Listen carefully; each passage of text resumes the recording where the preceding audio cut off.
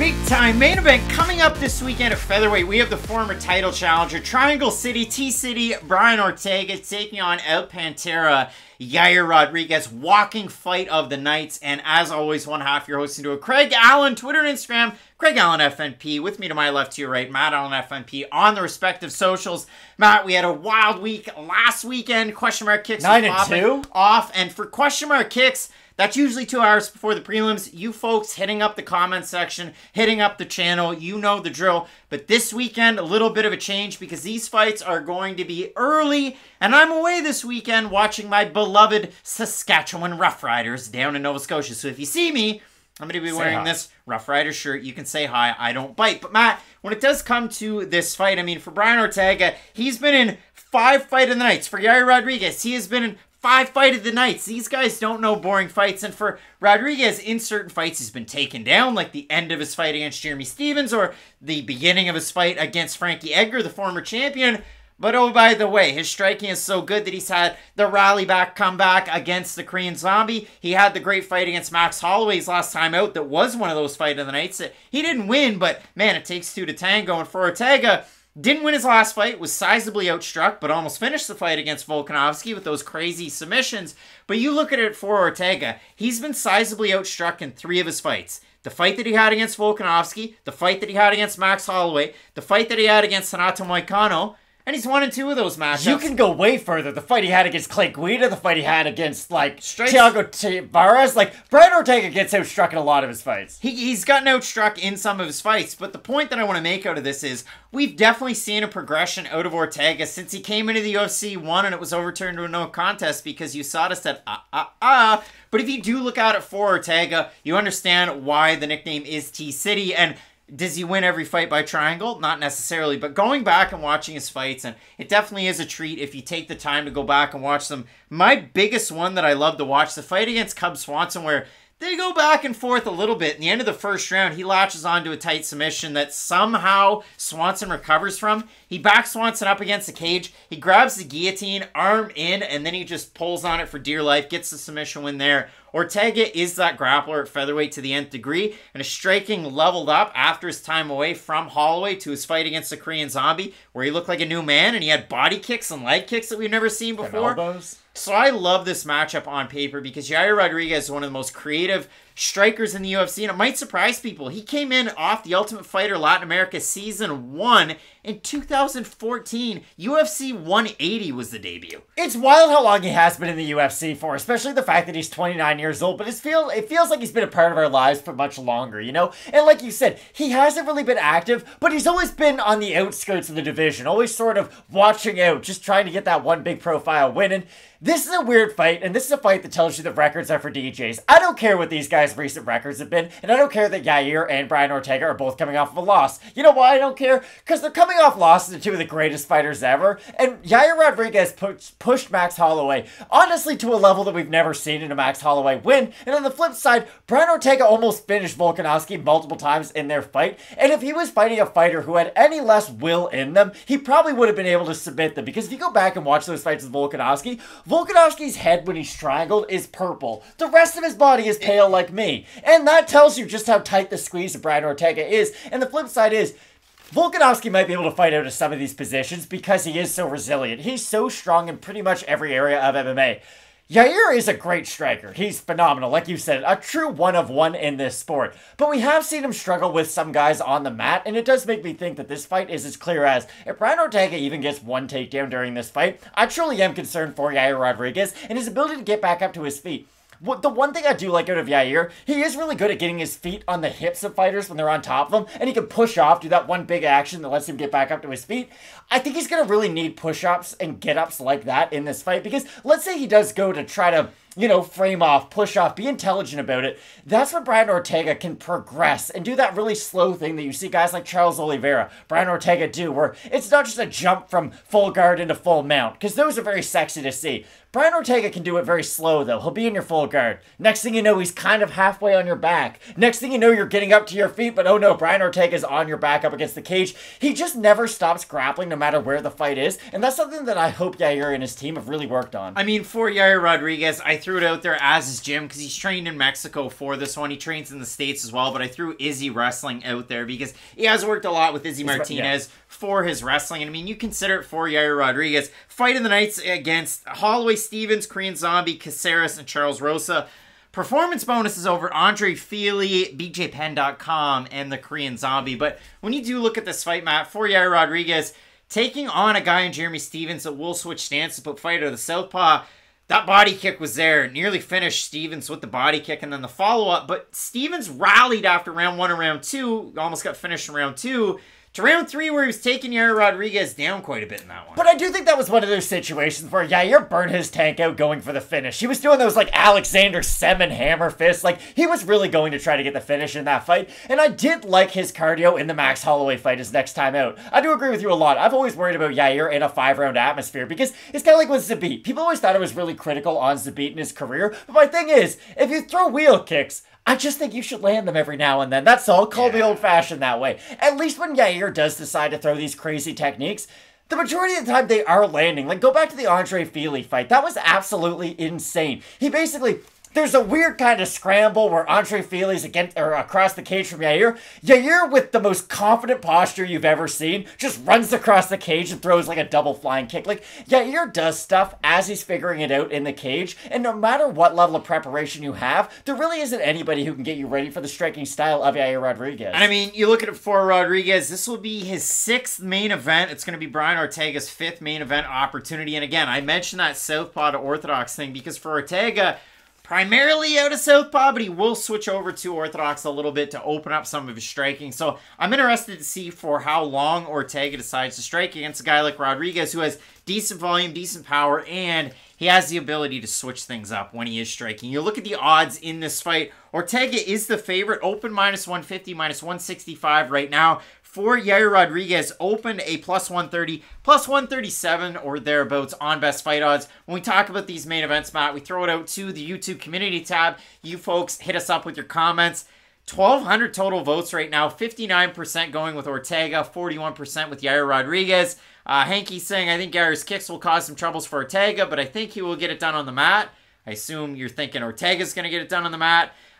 We into Fieldhouse saying, I will be in attendance. First UFC card. What an amazing first card to be at. Like, hopefully you really enjoy it, because this is, like, top tier for Fight Night cards. New York, Rochelle, Matt. Matrix saying Ortega by submission.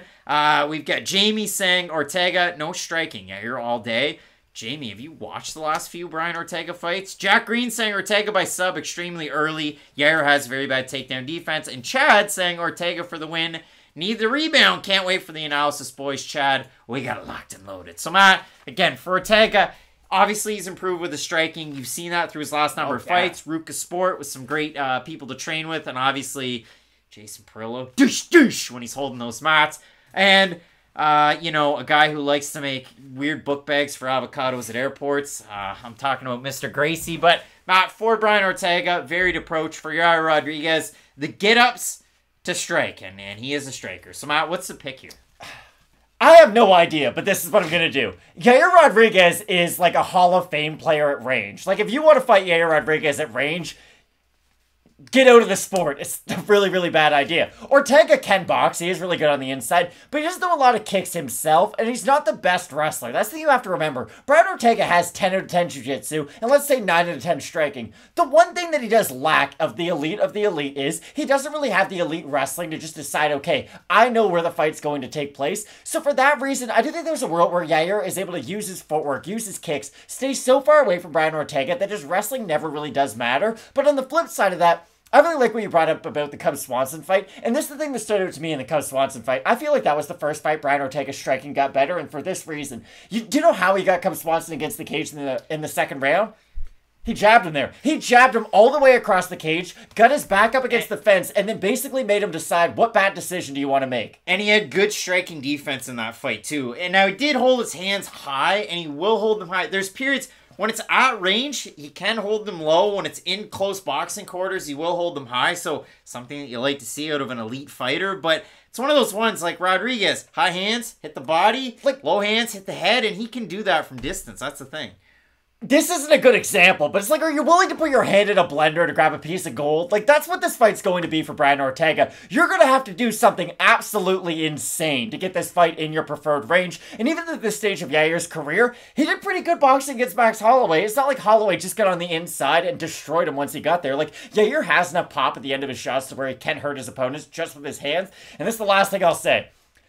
How much damage is too much damage for Brian Ortega to take? Like, at a certain point, it is going to be too much. I don't know if this is the fight that it's going to be, but we have seen Brian Ortega take ungodly beatings throughout his career, and luckily his chin has been able to sustain its way throughout these crazy fights. But if he has another one of these with Yair, if we're in the 5th round, it's like a 49-46, a 47-47, and a 47-47. No one knows what the judges are. 47-47. Exact, just absolute chaos. No one knows what happened. Like, if it is one of those fight of the year type fights, is what I'm getting at. I just don't know how many of those Brian Ortega still has left in him, whereas Yair had a wild fight with a Korean Zombie, but he did end up winning that fight by knockout, and he had the wild fight with Max Holloway, but it's not like he got dropped in that fight. It's not like he did eat the type of damage that makes you think, wow, will he ever be the same? Brian Ortega needed a medical doctor to step in between his fight when he fought Max Holloway to say, like, no, I know you still want to fight, but you're too tough for your own good.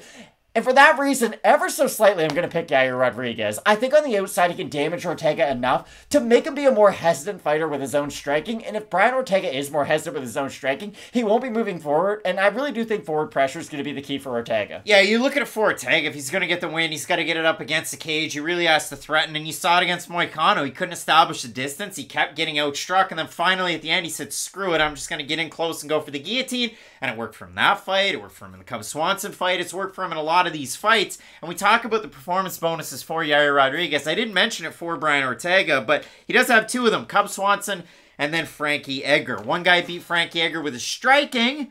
Brian Ortega did. And Frankie Edgar beat Yair Rodriguez with his takedown and his submission. And when you look at it for Rodriguez, he struggled with takedown defense against traditional wrestlers. Brian Ortega isn't one of those. He's a upper body type of guy that's going to try and get you into a submission to take you down. Kind of like an Emmanuel Sanchez type. So that's a really good comp. I do like Brian Ortega with those. I think for Rodriguez, you're training wrestling takedown defense, and that's one of those ones. You're going to train every different type of takedown defense, especially with a guy like Izzy Martinez. You're going to be working on your striking in Mexico as well as your takedown defense. I think Brian Ortega's leveled up his defensive striking to be good enough to crash the distance to then be able to get that win. But again, Korean Zombie, they were playing touch putt in the park. They were hugging, they were clapping, they were doing whatever, and then it just took an up elbow to finish him. Did you ever have a person playing any sport in your life that maybe on the inside you felt like you were better than them, but you just didn't like the matchup? Like, I can think of, there was a guy who was point guard for Heartland. Shout out to Heartland in New Brunswick. He wasn't great, but he was so fast that I was just like, oh, I gotta guard this guy in the fast break. And like, you know you're just gonna have a really bad workout by the end of the fight. I think Brian Ortega, if we just stacked his skills up against Yair Rodriguez, is probably the more skilled fighter because he does have more depth to his game. He doesn't just have the striking or just the grappling. He can use both. The problem is, I do think he is going to struggle with that offensive takedown against Yair. Like I said, Yair naturally stands very far away from his opponents and has very good footwork. I think for those reasons, Ortega is really going to struggle to get the takedown. But I will say this, even if this is just contested on the feet, Brian Ortega is a good enough striker to make this a fight of the night style fight, even if he can't get the takedown. Should be an amazing fight. We're split on the pick. Matt going with The Ultimate Fighter Latin America Season 1 winner in 2014 on The Ultimate Fighter that was competed and contested at the end at UFC 180 for Doom versus Hunt. So Matt going with Yair Rodriguez. I'm going to go with Brian T. City Ortega, a guy who had a no contest in his UFC debut and has gone on to do wonderful things. His only 2 losses in his last 3 fights. So we're split on the pick. Let us know down below in the comments section who you have. You folks are hitting us up with some great comments. We try our best to respond to those. It's a great community. The Fight Night Picks community. It's been getting insane. A guy named it way back when. Hashtag Fight Nighter Nation. And I thought that was pretty good way back then. But we don't hear it as much. So let us know who you have in these fights. Question mark kicks at the end of the week.